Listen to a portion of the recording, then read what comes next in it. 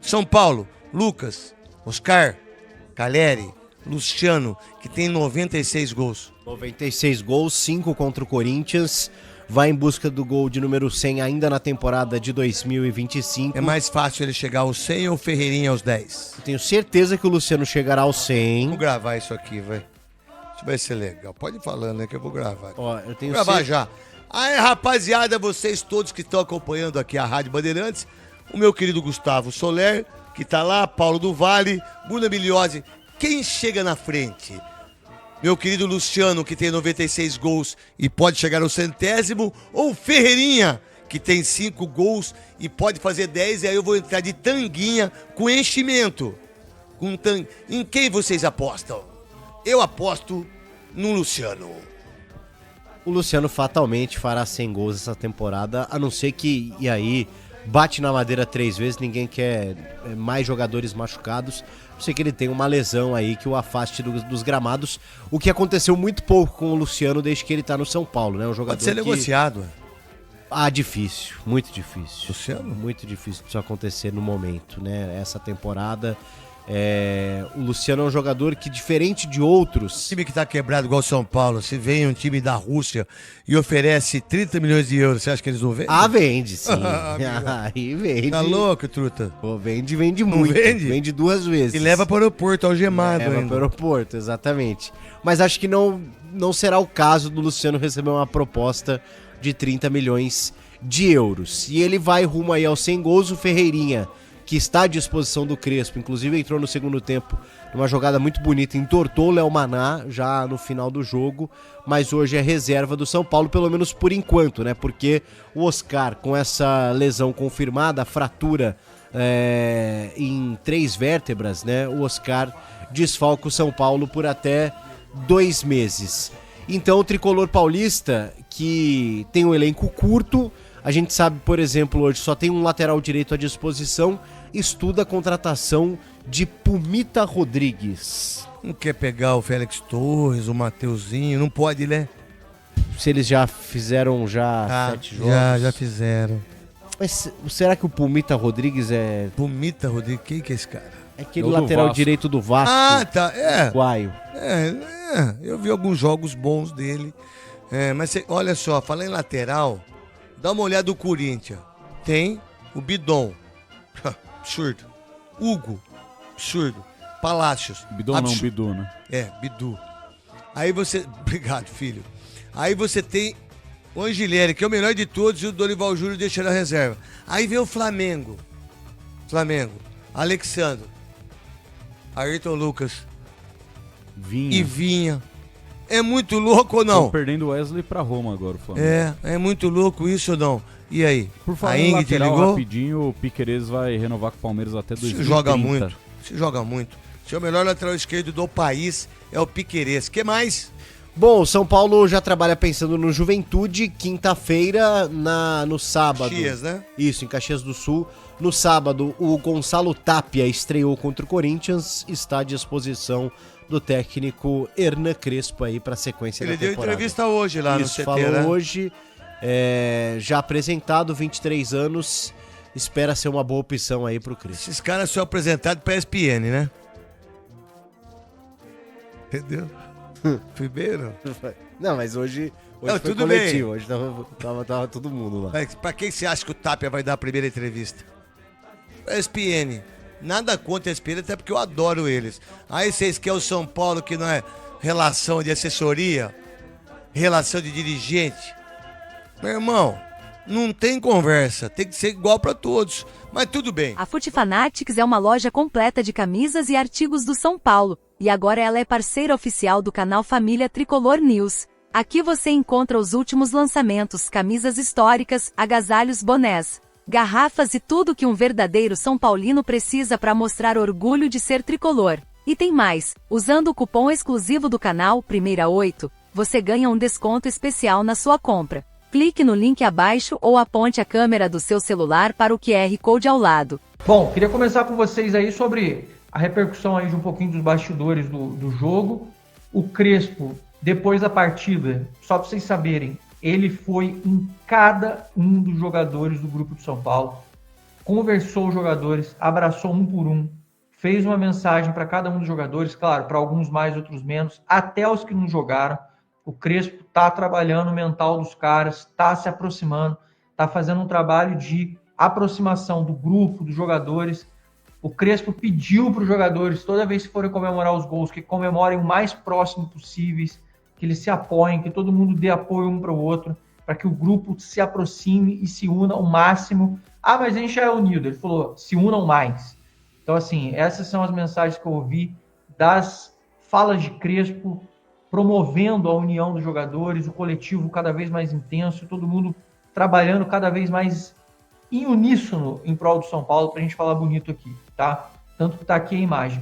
Não só para os jogadores que estão no grupo, que estão jogando ou que não estão jogando, como para os jogadores como o Luiz Gustavo, que estava aí falando uma palavra bonita, estava lá participando com jogadores, mesmo estando lesionado, está lá no CT fazendo o trabalho dele de recuperação, mas não deixando de acompanhar, prestigiar, apoiar e dar uma palavra. Caleri, Lucas, Luiz Gustavo, todos os jogadores que também estão fora, mesmo sem previsão de retorno, os caras estão lá juntos, como grupo, fazendo uma participação intensa entre todos eles, muito bonito de ver. E para você que assistiu aí o vídeo dos bastidores, fica explícito que o grupo do São Paulo está unido, é um grande caminho para evoluir, os caras estão juntos, estão motivados, o grupo do São Paulo, você via lá no finalzinho do jogo acabando, Jandrei, mesmo não gostando dele, né, mas estava lá o Alan Franco, o Luciano, o André Silva, os caras todos abraçados, isso é muito importante. Isso é a parte fundamental dentro de um grupo de futebol, para que você consiga... Ah, mas se os caras se odiarem, eles também podem jogar. É diferente, tá? Bem diferente, já cansei de ouvir relato ao longo de anos aí acompanhando o São Paulo. Toda vez que você tem um grupo unido, um grupo coeso, mesmo que eles sem que eles se amem, mas um grupo que se respeita, a coisa flui e acontece bem melhor. Porque quando os caras não se dão bem, quando as coisas não estão acontecendo. Beleza? Isso para falar isso para vocês, não à toa, e aí também um dos assuntos que a gente trocou bastante ideia, já é uma sugestão minha, já tem pelo menos uns 3 meses, que é essa coisa do Rafinha virar um coordenador, um consultor, alguma espécie de profissional que participe do dia a dia do São Paulo, participe das interações do clube, ajude no vestiário, no dia a dia, esteja presente com eles. Essa semana ele fez isso, visitou o CT, está lá participativo com os jogadores. O que eu acho é que deveria ser oficializada essa função, que o Rafinha tivesse essa presença contínua. O Muricy já não viaja, o Muricy já não consegue estar com o grupo fora, o Rafinha é um cara que conhece os jogadores, conhece o São Paulo, é São Paulino, tem uma identificação com a torcida, tem uma identificação com os funcionários, tem um bom trâmite. Acho que não atropela o trabalho do Crespo, é só uma coisa para ajudar e somar no grupo do São Paulo. Vou insistir aqui, como eu insisto todos os dias que eu posso falar com alguém referente a esse assunto. Contratem o Rafinha para fazer essa função de meio de campo. Acho que vai dar muito certo, tem tudo a ver. Essa semana ele fez isso, eu gostei muito e acho que sim. Já tem os outros jogadores, outras lideranças, como Luiz Gustavo, etc., Lucas, Caleri, como a gente falou, mas o Rafinha, ele é foda, ele tem o dom da palavra, ele tem o dom ele fala como boleiro, os caras reconhecem nele coisas muito importantes, e o São Paulo, na minha opinião, volto a insistir, só teria a ganhar caso o São Paulo realmente fizesse isso, beleza? Bom, sobre a lesão do Oscar, eu publiquei ontem, que me pediu, no grupo que a gente tem de membros, e também no Twitter. Eu não quis fazer a matéria em respeito à informação que eu recebi. O pessoal me falou, ó, Zanqueta, não divulga, a gente vai fazer um boletim médico certo, de transparência, como todo mundo pediu, e foi feito depois. Mas eu até tinha colocado o Oscar em uma carinha, realmente lamentando o acontecido, porque eu já tinha recebido essa informação algumas horas antes da divulgação do São Paulo. Vocês podem ver aí no Twitter e tudo, no nosso grupo. Muita gente ainda falou, ah, Zanca, você tem que falar a informação completa. Eu falei, cara, é igual eu não falo de nome de reforço quando não está concretizado ou quando não está mais sacramentado. Eu também não vou dar informação quando o clube quer fazer a transparência correta deles. A única coisa que eu fiz foi apurar, porque muita gente que é do nosso grupo de membros, muita gente do blog, no YouTube ontem, inclusive, me pediu, falou assim, Zanqueta, dá uma apurada para ver se tem lesão. Eu não tinha informação, até porque eu fiz a live 7 horas da manhã, 6 e poucas, 7 horas da manhã. Depois, quando eu acabei a live e eu conversei com as pessoas depois dos exames, os resultados prontos, as pessoas me disseram o que tinha acontecido, mas também me informaram, Zanqueta, fica em off, porque a gente vai fazer o boletim, vai fazer a divulgação. Eu respeitei isso, mas avisei. Tem lesão e temos um problema. Foi a lamentação que eu tive. Eu, particularmente, caí de moto em 2013. Tive uma pancada também muito forte nas costas. Também fiquei aproximadamente 100 dias em afastamento por conta de uma lesão que foi mais grave do que a que o Oscar teve, que a do Oscar foi uma microfissura, o meu foi uma fissura mesmo. Mas eu posso dizer para vocês que é uma situação terrível. Além de ser extremamente preocupante, você se recupera, você volta 100%, não é uma coisa que mais te limita. Então, assim, o Oscar vai perder exercício, não vai poder fazer coisa com impacto, vai ter que respeitar o prazo. Então, assim, é um negócio que ele vai ter perda de massa muscular, vai ter perda de como é que fala assim, de condicionamento. É uma notícia horrível e o São Paulo perde o Oscar, o São Paulo que já tem um grupo enxutíssimo, já está aí com o Lucas fora por mais algum tempo. O São Paulo está com essa situação preocupante que leva a gente a pedir e implorar aí por reforços necessários demais que a gente consiga fazer as contratações, tá? Eu vou entrar nessa parte de reforços já para a gente poder falar. Só queria comentar sobre isso do Oscar. Eu tive uma lesão similar, vamos chamar assim, mas um pouco pior o nível de gravidade, porque quando eu caí de moto, o impacto foi grande. Eu posso imaginar a dor que o cara está sentindo e a gravidade da lesão do cara, enquanto tem gente aí falando que é só uma pancadinha, uma bobeirinha, né? Então, assim, lamentável. Pausa de 5 segundos para pedir a sua ajuda ao nosso canal com o seu like e se inscrever se ainda não for um inscrito. A vitória do São Paulo diante do Corinthians no Majestoso do sábado foi a grande atuação do time na temporada até aqui. E a primeira grande partida que o São Paulo encaixou com o Crespo numa mudança de trabalho e um novo modelo. Se aproveitando do que ele, São Paulo, podia produzir e potencializar, e também das fragilidades do Corinthians treinado pelo Dorival Júnior e um sistema que ainda não encaixou totalmente. Vamos para os lances do jogo, para a gente começar essa análise e olhar os detalhes do São Paulo? Saída para o jogo. O time do Crespo tem jogado com os 3 zagueiros e são eles os responsáveis por esse primeiro passe com o auxílio de um dos zagueiros. Para marcar essa saída, o Dorival organizou o Corinthians da seguinte forma. O Memphis tinha um encaixe contra o Ferrarese, então ele subia para pressionar esse passe do Ferrarese, e o Romero o passe do Alan Franco. Nesse desenho, o Arboleda ficava um pouco mais livre, justamente por ele não ser um zagueiro em tese com tanta qualidade de construção. Ele não é o zagueiro de melhor passe do São Paulo. Então, ele ficava um pouco mais livre. Claro que se uma bola chegasse ao Arboleda e ele voltasse, recuasse, enfim, era um gatilho também para o Corinthians subir e pressionar, como nesse lance. A bola entra no Arboleda, o Memphis sobe para fazer a pressão, mas não é uma pressão assim, fechando muito bem a linha de passe, então o Arboleda consegue encontrar o Marcos Antônio, que no desenho do Crespo, nesses últimos 2 jogos, tem se comportado como o primeiro volante. Cara que recebe, gira e faz o time andar. E ele tem muita qualidade nisso, né? Ele tem uma dinâmica de jogo muito boa. O encaixe do Marcos Antônio era o Rodrigo Garro. Tudo muito bem definido, pré-estabelecido, né? Quando a bola entrava do lado esquerdo, como a gente vai ver na sequência desse lance aqui, quem subia a pressão no Wendel era o Carrijo, justamente para que o Félix Torres, que era o lateral direito do Corinthians, não tivesse que sair tanto da sua posição para pressionar lá em cima o ala do São Paulo. Só que, como o Corinthians fez esses encaixes e executou essa pressão com um pouco ritmo, com pouca intensidade, um pouco energia, como disse seu treinador na entrevista coletiva, muitas vezes o São Paulo conseguia trabalhar, conseguia sair jogando. Esse lance eu acho que é clássico, né? O passe do Arboleda não tem pressão, o passe do Marcos Antônio não tem pressão, o passe do Wendel não tem pressão, e a progressão do Marcos Antônio também não tem. O Garro vai um pouquinho mais larga, e o Marcos Antônio vai receber e faz o time progredir. E aí a gente percebe que em 4 passes o campo abre para o São Paulo. Por isso é importante a construção na saída, para que você vença essa primeira barreira de pressão e o campo possa se abrir para você atacar. E aí é interessante a gente observar algumas outras coisas dessa distribuição. Primeiro, a dupla de ataque. Luciano e André são jogadores complementares. Nenhum deles é um centroavante de fato. Os dois podem jogar na posição do segundo atacante. Então, por essa capacidade de movimentação que ambos têm, eles saem muito da referência para flutuar, para encontrar passes, para oferecer uma linha para quem vem de trás. E aqui já com a primeira linha batida, o André recebe, gira e vai dar continuidade à jogada, girando ela para o outro lado. Como o retorno é muito lento, o São Paulo vai gerar do lado oposto uma situação de novo de 1 contra 1. Quem poderia baixar aqui para marcar desse lado do campo poderia ser o Memphis Depay, por exemplo. Mas aparentemente não foi uma das missões, né, que o Dorival Júnior deu para ele. E aqui está o grande calcanhar de Aquiles desse sistema do losango, né? Porque você tem os 3 para preencher a frente da área, Martínez, Bidon e o Carrijo nesse jogo, mas dos lados do campo você gera muitas vezes, se não tem o auxílio do atacante que atua pelo lado, a possibilidade do 1 para 1. E o São Paulo muitas vezes usou, de forma inteligente na minha visão, do lado do Bidon, uma dobra do Oscar enquanto esteve em campo com o Cedric, que passou muito mais do que o habitual. Ele é um lateral até de mais construção, mas esse jogo subiu muito, né? Então a gente pode observar exatamente esse aspecto do 1 contra 1 sendo gerado muitas vezes, como aqui. O Oscar recebe, cruza, o Luciano está na área, e olha quem está do outro lado. O André saiu um pouquinho para oferecer uma linha de passe, aqui o Luciano recebe um pouco mais na referência.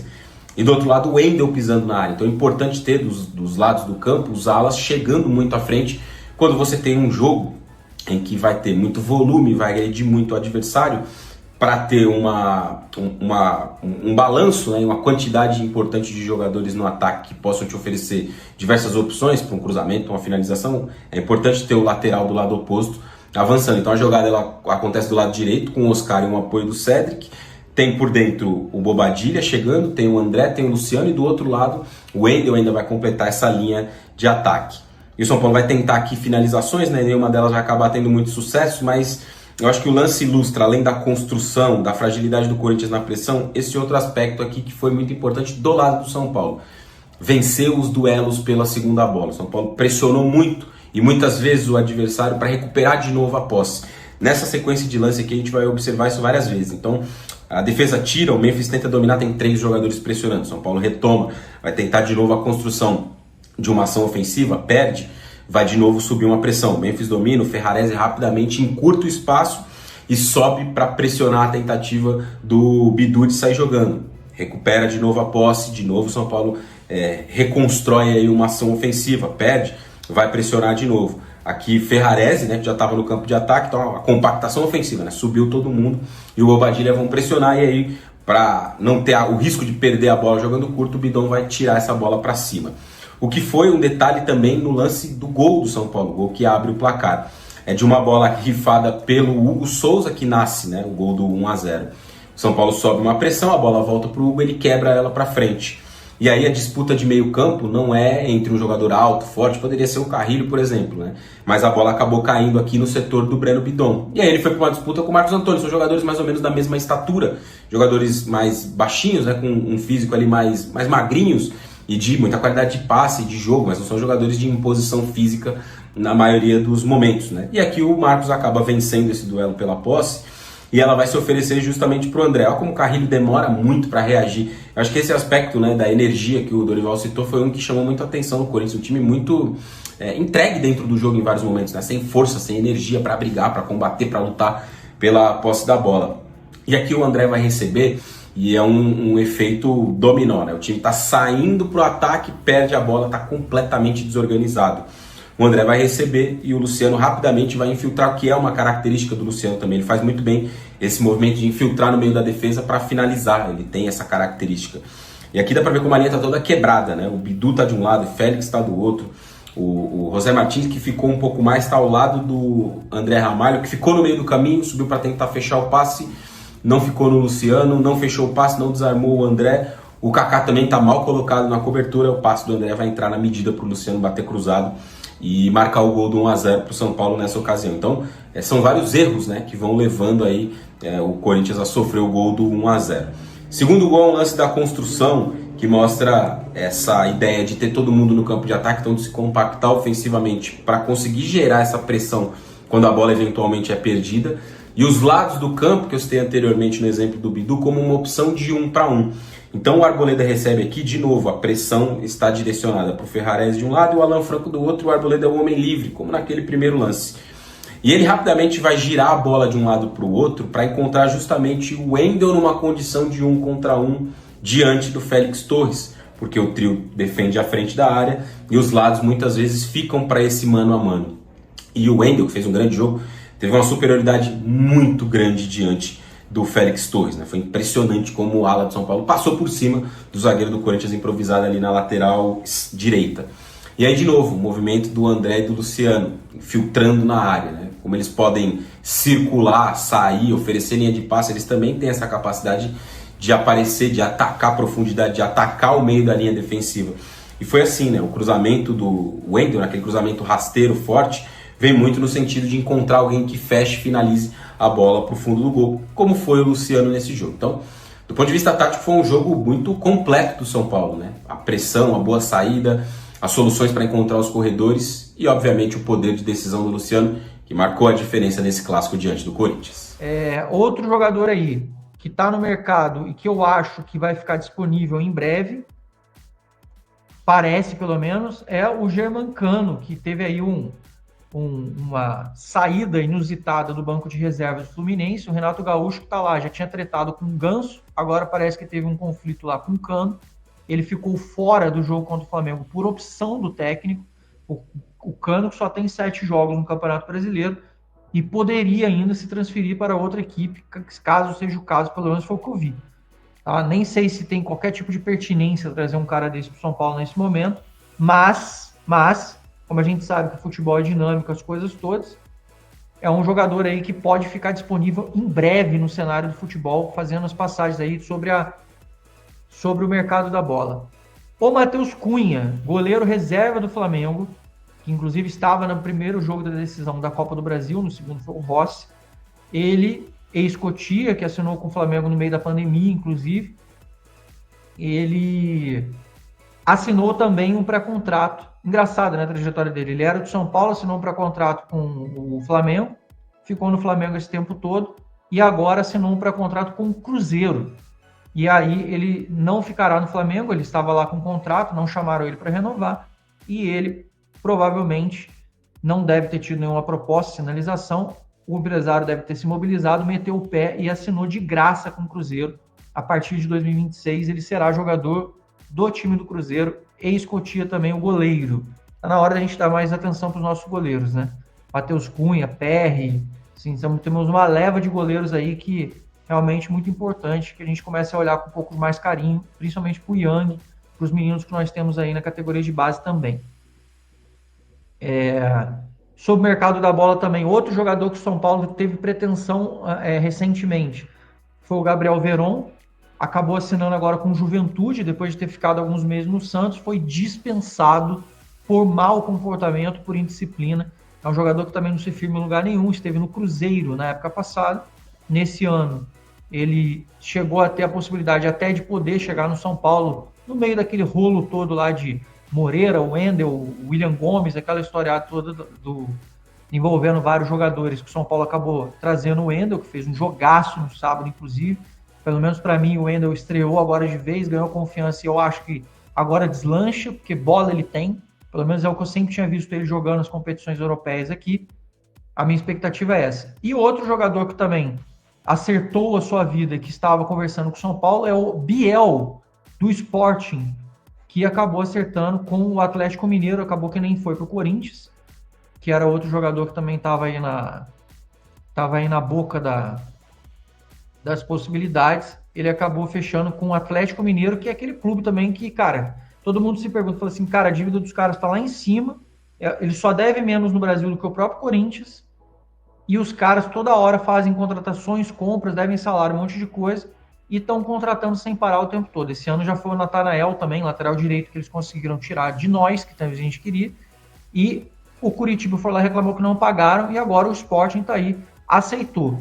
No caso do Sporting, para eles é um pouco mais conveniente, porque eles fizeram um acordo com cláusula de compra obrigatória, e caso o Atlético Mineiro não pague, eles metem lá na FIFA e toma logo de cara um transfer ban. É bem diferente dessas negociações internas brasileiras, que a Comissão Nacional de Resolução de Disputas, a CBF, não faz absolutamente nada. É um órgão completamente inútil no cenário nacional. Beleza? Só uma outra coisa que eu queria falar com vocês sobre esse negócio de mercado da bola. O Pumita Rodrigues, lateral direito do Vasco e da seleção uruguaia, ele está sendo oferecido no mercado. Muita gente me mandou mensagem, inclusive no WhatsApp ontem. Pô, Zanqueta, você viu que o Pumita tá aí livre no mercado, São Paulo podia ir atrás, etc. 28 anos, o Vasco está querendo se livrar, os caras estão tentando levar. Sim, é um jogador que está sendo oferecido para uma infinidade de clubes na América do Sul e no Brasil. O Vasco da Gama não está contando com ele, o Diniz não conta com ele no elenco, ele joga pouquíssimo. Eu só acho que é mais um estrangeiro e o São Paulo volta a repetir, na minha opinião. A minha opinião é Cédric, que já está lá, o Mike e o Moreira também ajudando. Se tiver os três, para mim, a gente consegue dar oportunidade para o Mike, dar oportunidade para o Moreira, ainda tem o Cédric, a gente ficaria bem servido, gastaria nada praticamente, a gente no máximo teria só a volta do Moreira, salário tranquilo, a gente conseguiria reforçar com jogadores que a gente poderia valorizar, inclusive, para vendas futuras, e são jogadores que, no meu ponto de vista, são promissores, tanto o Mike quanto o Moreira, e o Moreira, então, sem ter tanta obrigação de retorno, igual é o Wendel, atacando, agredindo, indo para cima, tecnicamente ele sobra muito comparado, então, com o próprio Cédric. Ah, mas ele machuca. Beleza, você vai ter o Cédric, você vai ter o Moreira, você vai ter o Mike. E a hora que o Moreira, já volta a repetir, ele jogou 11 jogos aqui em Portugal, num período de 3 meses e meio, não teve nenhuma lesão grave, ele só ficou fora de um único jogo por conta de uma pancada que ele tomou, mas aí é absolutamente normal, não é uma questão de lesão. E o restante dos jogos ele jogou, nesse momento ele faz pré-temporada, ou a pré-época, como se diz aqui em Portugal, para falar sobre isso, tá? Então, volto a repetir, tá? O Pumita sendo oferecido, mas tem essa nuance aí. Então, dando uma atualizada aí no mercado da bola de jogadores, e aí todo mundo perguntando, Zanqueta, São Paulo vai repor a saída do Oscar como um jogador de meio campo? A última informação que eu tive até ontem é que o São Paulo estava avaliando essas possibilidades e vendo com o Crespo a hipótese de trazer um jogador. Tem muito jogador disponível no mercado sendo oferecido, tá? Muitos. Muito torcedor, inclusive, está pedindo um que está aí livre e disponível. É o Matias Rojas, já teve no Corinthians, tem até foto dele com a camisa do São Paulo quando era criança. Ele que teve no Corinthians, no Inter Miami e no River. No período aí de um ano e meio, ele em 3 times ele não conseguiu fazer nada. Então eu tenho minhas reticências, não gosto. Ah, mas ele vestiu a camisa do São Paulo quando era criança. Eu também, nem por causa disso vou jogar bola. Vou ser jogador de futebol profissional, o cara não consegue se firmar, não custa barato. Ah, mas faz contrato de produtividade. Cara, você vai trazer um cara desse contrato de produtividade, na moral? Se for para trazer um cara por contrato de risco, fazer alguma coisa assim, eu prefiro não queimar um cartucho. Eu prefiro trazer um jogador mais importante, como eu falei, um Bosquilha da vida, muito mais experiente, testado, tá jogando ativamente, tá indo bem, dá assistência, faz gol, conhece o São Paulo. Se fosse para fazer alguma modificação nesse sentido, faria isso. Se fosse para trazer, por exemplo, o Ganso. O pessoal falar, o Ganso está lá saindo do Fluminense. O salário é altíssimo, não é um jogador que parece ter o mesmo perfil que o Crespo goste, de movimentação, mobilidade, etc. E é um jogador também mais velho. Assim, aí eu falo, não começa a ter muita compatibilidade. Eu dei exemplo aqui de outros atletas que poderiam ser bons. Tem o... Esqueci o nome do menino que eu já tinha citado aqui, que também já tinha sido do Goiás, estava fora, que eu acho interessante. Tinha lá aquele do São Lourenço, também teve conflito agora, tomou tiro na perna, não sei o que, ficou totalmente possível. É Julian Palacios, tinha faltado o nome para mim. Esses jogadores tem o Crispim, que também jogou de meio campo, tem muita gente que achou que não gostou, que não gosta do nome, mas são jogadores aí que seriam palpáveis, né, para o São Paulo, seriam possíveis. Seriam contratações viáveis para o São Paulo trazer sem fuder a folha salarial e, ao mesmo tempo, podendo complementar com os jogadores do grupo. Ah, mas a gente tem o Rodriguinho. Tudo bem, para mim o Rodriguinho também tem que ganhar mais minutos, mas não sei se o Rodriguinho é o jogador que você fala, não, agora dá lá a camisa pro cara que ele vai assumir a bronca e ele vai conseguir corresponder como a gente espera.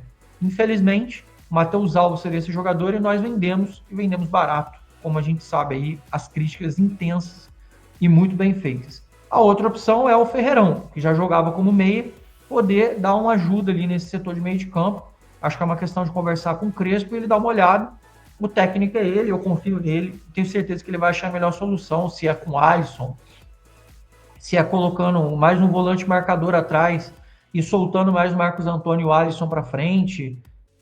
A única coisa que eu peço e não gostaria que fizesse é o que a gente já falou. Botar o Luciano de meia, pelo amor de Deus, não dá para fazer isso. Não tem como a gente botar o Luciano de meia mais. O Luciano como segundo atacante é um baita jogador. O Luciano como meia é uma porcaria. Então, assim, o próprio Luciano já falou sobre isso e eu acho que não dá para fazer esse negócio da gente falar sobre isso. Já falei sobre o Puma Rodrigues. O Puma Rodrigues foi oferecido para o São Paulo. Tá? Foi oferecido. Eu não tenho informações sobre nenhum avanço de negociação com ele, só que ele foi oferecido.